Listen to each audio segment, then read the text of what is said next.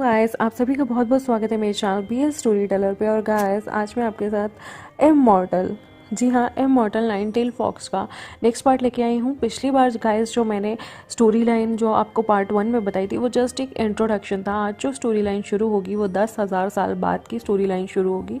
और मैं आपको एक और चीज़ बता दूँ कि 10,000 साल पहले जो सेक्ट हुआ करते थे जिसमें इमॉर्टल्स रहा करते थे, जिनमें से दो जो प्लैनेट थे जिसका नाम था यिंग हुआ चेरी ब्लॉसम जो कि वी सेक्ट का था, और लोंगयान जो कि ड्रैगन स्टोन भी जिसे कहा जाता था वो लियांग सेक्ट का था, जो कि लंजा का प्रीवियस बर्थ लियांग सेक्ट में हुआ था। वहाँ पर जो इमॉर्टल्स हुआ करते थे और जो बहुत हैवी कल्टिवेटर्स हुआ करते थे, उनके जो बाल थे वो सफ़ेद रंग के थे। लियांगझान या कहें विभूषण, इन दोनों के बालों का जो कलर था वो सफ़ेद सिल्वर ग्रे कलर का था। और सिल्वर ग्रे कलर जो बाल थे वो अक्सर उन लोगों के होते थे जो बहुत ही ज़्यादा बड़े इमॉर्टल होते थे, और तो और उनकी शक्तियाँ जो थी वो अपार थी, उन्हें कोई भी नहीं हरा सकता था। वी विजयान के सेक्ट में उसके फादर, मदर और उसकी बुआ, तीनों के ही जो बाल थे उनके कलर वाइट रंग के थे, जो उनकी इमॉर्टल शक्तियों को दर्शाता है। लेकिन मिंग सेक्ट जो कि विभूषण की भुआ या फिर आंट कह लें, उनका जो सेक्ट था जहाँ पर उनकी शादी हुई थी, वहाँ के लोगों के ब्लैक हेयर हुआ करते थे क्योंकि वो इमॉर्टल नहीं होते थे और वो बाकी के सेक्ट के मुकाबले बहुत ज़्यादा वीक हुआ करते थे, इसलिए उनके बाल काले थे। और वहाँ उन्हीं सेक्ट से उन्होंने एक बच्चे को अडॉप्ट किया था जिसका नाम था फू याओ, जो आगे चल के ग्वांगयाओ बनेगा, जिन ग्वांगयाओ। उसके जो बालों का कलर था वो भी काला था। इससे पता चलता है कि जो फू याओ था वो इतना ज़्यादा कैपेबल नहीं था और वो भी कोई बहुत बड़ा इमॉर्टल नहीं था, यानी कि वो अपनी नॉर्मल डेथ ही मर सकता था। लेकिन जो वाइट हेयर इमॉर्टल थे, यानी कि जैसे कि नाइन टेल फॉक्स वाली स्पिरिट, वो मिलियन ईयर्स रह सकती थी।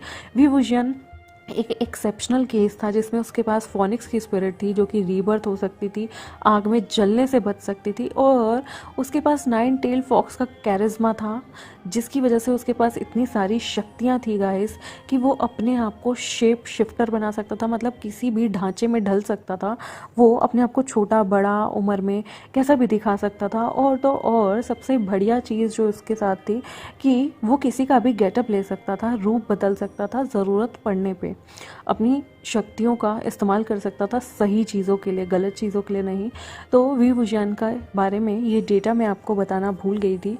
तो धीरे धीरे ये स्टोरी जो है अभी 10,000 साल आगे बढ़ चुकी है, और 10,000 साल आगे का व्यू आपको समझ में आएगा जब विभूषण पानी के अंदर अभी भी दफन है, लेकिन उसकी शक्तियाँ अपार हैं। वो अपने सोलमेट से कभी भी कहीं भी कैसे भी मिल सकता है। और यहाँ पर स्टोरी शुरू होती है गाइस। जो 10,000 साल पहले की जो इमॉर्टल वर्ल्ड की स्टोरी है वो मैं आपको धीरे धीरे फ्लैशबैक में सुनाया करूँगी, लेकिन अभी जो करंट सिनेरियो है, करंट लोकेशन है, वो विभूषण की पृथ्वी पे है जहाँ पर उसे 10,000 साल से दफनाया गया है। और यहाँ पर लैंसेट में एक भविष्यवाणी होती है, जब लंजा का 5वां बर्थडे होता है तब बहुत सारे वहाँ पर मंत्रीगण आते हैं, और वो लोग पंडित, मंत्री और ना जाने कितने सारे लोग आते हैं, और वो बहुत सारी तपस्या के बाद वहाँ पर उन लोगों को बताते हैं लैंसेट के कि जो उनका सेकंड लैंड मास्टर है उसके अंदर ऐसी दिव्य शक्ति हैं जो कि काफ़ी हज़ार सालों बाद किसी मनुष्य के अंदर आई है, और वो ही नाइन टेल्ड फॉक्स का खात्मा कर सकता है, या फिर उससे, उसके प्रकोप से, उसकी इविलनेस से इन लोगों को बचा सकता है, उसकी बुराई से इन्हें बचा सकता है। ये जैसे ही वहाँ पर भविष्यवाणी होती है तब जो लंजा के जो अंकल थे वो बहुत ज़्यादा लंजा को लेके प्रोटेक्टिव हो जाते हैं, क्योंकि लंजा ही है जो आने वाले टाइम में उस नाइन टेल फॉक्स का खात्मा कर सकता है जिसका नाम विभूषण है। इन लोगों को विभूषण का बर्थ नेम वीइंग नहीं पता है गाइस। इन्हें बस इतना पता है कि एक विभूषण नाम की नाइन टेल फॉक्स ओमेगा होती है जो कि लोगों को जीना कर देती है, और जिसकी वजह से 10,000 साल पहले आइस एज आई थी और 2 प्लैनेट के लोग तबाह हो गए थे। इन्हें ये पता है कि वो पृथ्वी के अंदर दफन है, और 10,000 साल बाद जब वो कर्स टूटेगा तो वो जो विभूषण है वो इनके सामने आ जाएगा, और इनकी भी पृथ्वी को उससे खतरा हो सकता है, वो यहाँ पर भी प्रलय ला सकता है। तो इसलिए जो अंकल चरण होते हैं वो लवांगजी की पूरी जिम्मेदारी उठाते हैं। लवांगजी के मदर फादर के रिलेशनशिप अच्छे नहीं चल रहे थे, इसलिए वो लवांगजी की पूरी जिम्मेदारी अपने कंधों पे ले लेते हैं। 5 साल का छोटा सा लवांगजी जो इन चीज़ों को नहीं समझता था, बस उसे एक चीज़ पता था कि एक 9 टेल फॉक्स है, 9 पूंछ वाली लोमड़ी है, जिसे आगे चल के उसे उसका वध करना है। वो बहुत ही भयंकर है और वो लोगों को मारती है, इविल है। यही लंजा जो कि छोटा सा 5 साल का होता है, उसे ये सारी चीज़ें लोग सिखाते हैं और लंजा ने वही सीखा होता है, क्योंकि वो छोटा बच्चा होता है, नाजुक होता है, सोच अभी डेवलप नहीं हुई होती। तो उसका मानना था कि जो 9 पूंछ वाली लोमड़ी है ना, वो सबको सताने वाली इंसान है। यहाँ पर जब लंजा 5 साल का होता है तो एक दिन उसे बहुत तेज़ बुखार आता है। वो अपनी माँ के बिस्तर में होता है, क्योंकि उसकी तबीयत ख़राब होने की वजह से जो मैडम लैन थी उनको अलाउड था कि वो लंजा को उस रात अपने पास सुलाएं। लंजा बहुत ज़्यादा बुखार से काँप रहा होता है और लंजा को बुखार की जब वो बहुत तेज़ बुखार में होता है, उसे एक सपना आता है। सपने में एक सफ़ेद बाल वाला बहुत ही ब्यूटीफुल सा एंजल, यानी कि परी जैसे दिखने वाला इंसान उसके सपने में आता है। तभी तभी लंजा जो कि बहुत छोटा होता है, वो खुद को अजीब सी जगह पे पाता है। वहाँ पर बहुत अंधेरा था और वो ब्यूटीफुल सा एंजल, ब्यूटीफुल सी परी जिसके बहुत बड़े बड़े सफ़ेद बाल थे, लंजा उसे इतने ब्यूटीफुल ओमेगा को देख के स्माइल करता है। वहाँ ओमेगा भी उसके पास आता है और लंजा के बिल्कुल हाइट से मैच करता हुआ, लंजा सिर्फ 5 साल का था अपने ड्रीम में, तो वो ओमेगा जो उससे हाइट में बड़ा था, वो घुटनों के बल बैठ के लंजा की हाइट से हाइट मिलाते हुए लंजा की चीक्स को छेड़ता है। लंजा कहता है, आप कौन हो ब्यूटीफुल एंजल? तो वो कहता है कि मैं एंजल, मेरा नाम तुम मुझे एंजल बोल सकते हो, मैं परी हूँ, मैं दूसरे सेक्ट से आई हुई परी हूँ। तो लंजा कहता है, आप परी हो? आप कितने ब्यूटीफुल हो, और आपके बाल ये वाइट क्यों हैं? तो वो मुस्कुराते हुए, यहाँ पर भी विषयान था जो मुस्कुराते हुए कहता है, मेरे बाल, एक्चुअली मैं परी हूँ ना, तो हम परियों के बाल सफ़ेद होते हैं। वो लंजा के चीक्स को फिर से छेड़ने लगता है। लंजा पाउट बनाता है तो विंग फटाफट से लंजा के चीक्स को किस कर देता है और कहता है, तुम बहुत क्यूट हो लियांगझा।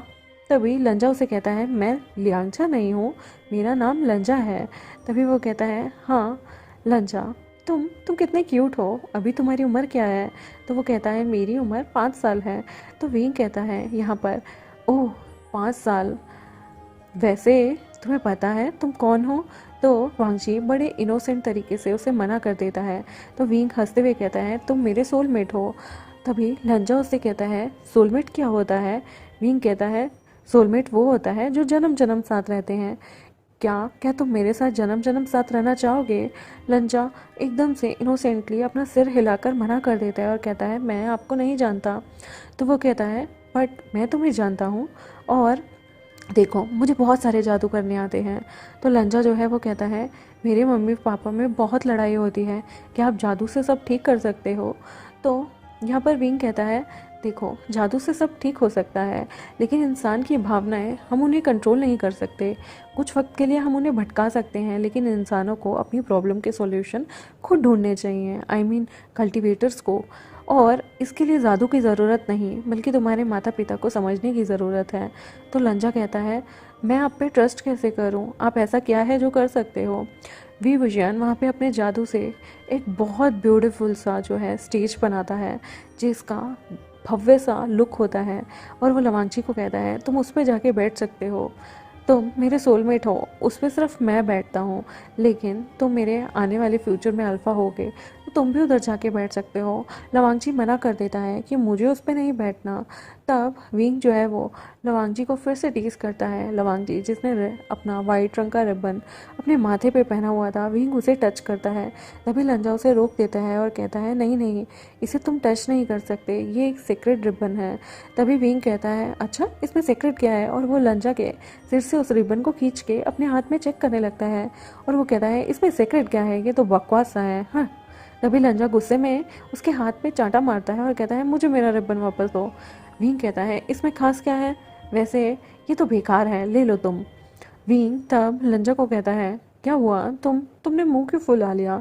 लंजा कहता है, सपने में 5 साल का छोटा सा क्यूट सा लंजा, मेरे रिबन को तुमने हाथ कैसे लगाया? मैं अंकल को शिकायत कर दूंगा। वो लंजा की नोज़ को पिंच करते हुए कहता है, कर देना, वैसे भी तुम मेरे सोलमेट हो, और आगे चल के जो भी तुम्हारी चीज़ है वो मेरी हुई। लंजा कहता है, बट सोलमेट होता क्या है? विंग कहता है सोलमेट वो होता है जो जन्मों जन्मों तक साथ रहते हैं, और तुम और मैं जन्मों जन्मों तक साथ रहने वाले हैं। और तभी लंजा कहता है हम साथ क्यों रहेंगे। विंग कहता है अभी मैं तुम्हें नहीं बता सकता, लेकिन मैं धीरे धीरे तुमसे मिलने आया करूँगा। जब भी तुम रात में सो जाओगे तब हम ड्रीम्स में मिला करेंगे। अभी मेरा जाने का वक्त हो गया है। मैं तुम्हारे पोआ की सारे सवालों के जवाब बाद में दूंगा। और वो ऐसे बोलता है और वो लंजा को वहाँ से चला जाता है छोड़ के। लंजा बार बार कहता है आपका नाम क्या है। ओ परी, white angel, white angel girl, बताओ ना आपका नाम क्या है। लेकिन लंजा की आंखों के सामने से उसका वो वाइट एंजल गर्ल कहीं गायब हो गया था। और यहाँ पर लंजा काले अंधेरे में अकेला रहता है और चिल्ला रहा होता है। तभी तभी लंजा को उसकी मॉम देखती हैं बुखार में लंजा को तड़पते हुए, और वो किसी को पुकार रहा था, वाइट एंजल गर्ल को। लंजा की माँ उसे उसे उसके ड्रीम से जगाती हैं और ज़ोर से उसकी बॉडी को शेक करती हैं। लंजा का सपना टूट जाता है और वो देखता है उसके सामने उसकी मॉम खड़ी हैं, मतलब बैठी हुई हैं। वो मॉम को कहता है मॉम, वाइट एंजल गर्ल कहाँ गए। उसकी मॉम कहती है क्या, कौन सी एंजल गर्ल। तब लंजा कहता है उनके वाइट इतने लंबे बाल थे, वो कहाँ गए। उन्होंने मुझे कहा कि मैं उनका सोलमेट हूँ। ये बात सुनते ही लंजा की मॉम के चेहरे पे स्माइल आ जाती है और वो हंसते हुए कहती हैं हट पागल, ऐसे कोई किसी का सोलमेट थोड़ी होता है, और तुम किसी पूरे सपने में थे। लंजा कहता है नो मम्मा, उन्होंने मुझे कहा कि वो मुझसे मिलने आएंगे, वो मुझसे मिलने ज़रूर आएंगे, वाइट एंजल गर्ल ने मुझे प्रॉमिस किया है। तब लंजा की मॉम हंसती हैं और कहती हैं तुम्हें बहुत तेज बुखार है, तुम्हें आराम करना चाहिए, तुम सो जाओ, और सोने से पहले फटाफट से ये मेडिसिन पी लो। लंजा मुंह बनाता है और कहता है ये मेडिसिन कड़वी है। उसकी मॉम कहती हैं मेडिसिन कड़वी है तो क्या हुआ, बट इसका असर बहुत अच्छा होगा और तुम जल्दी ठीक हो जाओगे। लंजा कहता है बहुत मुश्किल से मुझे मदर के साथ रहने का मौका मिला है, अगर माँ मैं ठीक हो गया तो मुझे आपको छोड़ के यहाँ से जाना होगा। उसकी माँ कहती हैं कि कोई बात नहीं लंजा, देखो लाइफ में बहुत बड़े बड़े डिसीज़न हमें लेने पड़ते हैं बच्चा। आज तुम्हें अपने लिए, अपने सेक्ट के लिए सबसे पहले सोचना होगा, उसके बाद तुम संसार में लोगों से मुंह रख सकते हो। आज तुम्हारी रिस्पॉन्सिबिलिटी पढ़ाई है, एक वक्त आएगा जब तुम्हारी रिस्पॉन्सिबिलिटी, तुम्हारी कल्टीवेशन होगी, और उसके बाद बहुत सारे मौके आएंगे जब तुम्हें अपनों को छोड़कर तुम्हें दुनिया की परवाह करनी होगी। तो मुझे प्रॉमिस करो तुम दुनिया की परवाह करोगे, अपनों की नहीं। लंजा बहुत छोटा था, वही चीज़ नहीं समझ पाता, तो वो एकदम से बोलता है दुनिया, मैं दुनिया की रक्षा ज़रूर करूँगा। उसकी मॉम ज़ोर से हंसने लगते हैं और कहते हैं लिटिल लंजा, तुम अभी बहुत छोटे हो, चलो फटाफट ये मेडिसिन पियो, मेरे पास तुम्हारे लिए एक कैंडी भी है, जैसे ही तुम ये पी लोगे मैं तुम्हें कैंडी दूंगी, तुम कैंडी खा लेना। लंजा कैंडी के लालच में उस दवाई को, जो कि बहुत कड़वी थी, पी जाता है और मुंह बनाने लगता है। उसकी मदर उसे कैंडी देती हैं। लंजा उस खुशी खुशी, जो कि 5 साल का बच्चा था, उस कैंडी को खाता है और उसे लगता है शायद वो उसका सपना था, या हो सकता है ये वाइट एंजल गर्ल उससे मिलने ज़रूर आए। वो फिर से सो जाता है। इस बार लंजा बहुत गहरी नींद में सो जाता है और उसे पता ही नहीं चलता कब अगला दिन होता है। अगले दिन लंजा ठीक हो गया था, उसका बुखार भी उतर रहा था, बट वो अपनी मदर को छोड़ के नहीं जाना चाहता था। बहुत मुश्किल बाद लंजा को उसकी माँ के साथ रुकने का मौका मिला था। लंजा अगला दिन भी अपनी मॉम के साथ बैठा रहता है। उसकी मॉम उसे बहुत सारी कहानियाँ सुनाती हैं। वहाँ पर उसे एक कहानी सुनने को मिलती है जो कि बहुत अलग होती है। उसे पता चलता है कि एक टाइम पे इमॉर्टल्स का वर्ल्ड होता था, जिसमें 2 प्यार करने वाले लोग होते थे। वो दोनों एक दूसरे से बहुत प्यार करते थे, जिसमें एक बड़ा अल्फ़ा था लियांगचा और दूसरा ओमेगा था वी वुशियान नाम का, जो कि एक दूसरे के लिए बहुत ज़्यादा अच्छे थे। लेकिन किसी कारणवश ओमेगा ने सब कुछ तबाह कर दिया और सारे सेक्ट ख़त्म हो गए। लेकिन आज भी इमॉर्टल वर्ल्ड के उनके प्यार के किस्से हर जगह मशहूर हैं। तो लंजा कहता है अच्छा मदर, प्यार क्या होता है। तो उसकी मॉम कहती हैं प्यार वो चीज़ है जो आपको आपके सोलमेट से मिलवाता है। तो लंजा कहता है कल आपको पता है मेरे ड्रीम में जो वाइट एंजल गर्ल आए थे, उन्होंने कहा था कि मैं उनका सोलमेट हूँ। उसकी मदर फिर से हंसने लगती हैं और कहती हैं बुद्धू, सोलमेट ऐसे नहीं होते, हाँ, माना तुम्हारा सोलमेट कहीं ना कहीं होगा, लेकिन वो वाइट हेयर वाला तो नहीं होगा। वाइट हेयर वाले बुड्ढे होते हैं। उसकी मॉम जैसे ही ये बोलती है, लंजा शर्म से टमाटर हो जाता है और वो मन में सोचता है कि क्या मेरा पार्टनर बुड्ढा है। वो अपनी मॉम से कहता है, मॉम क्या मेरा मेरा होने वाला सोलमेट बुड्ढा है। तो उसकी मॉम हंसती हैं और कहते हैं, नहीं नहीं, वो कोई ब्यूटीफुल सा ओमेगा होगा, तुम्हें डरने की कोई ज़रूरत नहीं है। और इस तरह के सपनों को माइंड मत किया करो। कल तुम्हें बुखार था, इसलिए तुमने कोई स्टोरी पढ़ी होगी जिसका कैरेक्टर तुम्हारे सपनों में आ गया। वो कैरेक्टर नकली है, भूल जाओ उसे।